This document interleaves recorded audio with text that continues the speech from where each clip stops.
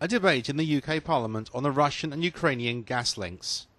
It was an opportunity for the British Minister for Europe to bring fellow parliamentarians up to speed on the latest developments there. I think we would agree across this House that it's in no one's interest for Russia to be isolated. The EU and Russia face many common challenges and share many common interests. We need to work together in tackling climate change, ensuring, maybe made known to us more than ever before, reliable energy supplies to the European market, enhancing trade and investment, promoting peace in the Middle East and combating the threat of a nuclear Iran. The best way to make progress on these issues is for Europe to talk to Russia honestly and openly. Structured, regular dialogue will help develop greater understanding and a more predictable rules-based relationship. This is good for Russian and European business and investors, for our energy companies and consumers, and, importantly, for Russian and European civil society. This is why we took the decision to resume negotiations. The mandate agreed by all Member States ranges across the spectrum of EU-Russia relations, including justice and home affairs, human rights, science and education, as well as trade and investment issues. We have been clear that this is in no way a return to business as usual. EU ministers agreed that the pace and tone of those negotiations would be informed both by the review itself and by Russia's fulfilment of its obligations under the ceasefire agreements. The minister said it remained an uneasy situation. So far, 2009 has been no less eventful than 2008.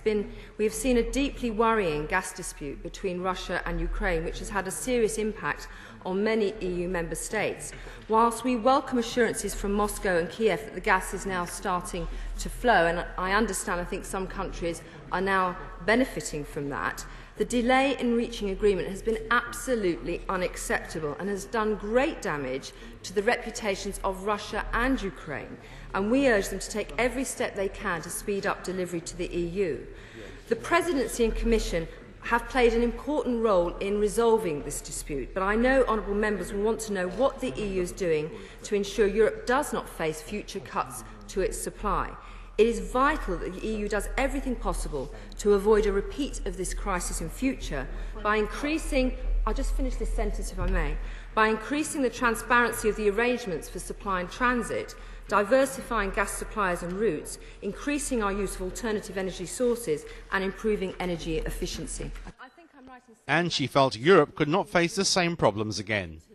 It is completely unacceptable what has happened, and what we can't have is a situation this time next year facing the same problems again. And that's why I look forward to the Spring European Council and the agreement to an ambitious action plan to implement the Strategic Energy Review, so we can think about the more medium and long term, whilst hoping our Russian and Ukrainian colleagues will recognise that they have commercial and contractual responsibilities to ensure supply to their neighbours in Europe. The minister repeated that the best way to make progress on these issues is for Europe to talk to Russia openly and honestly.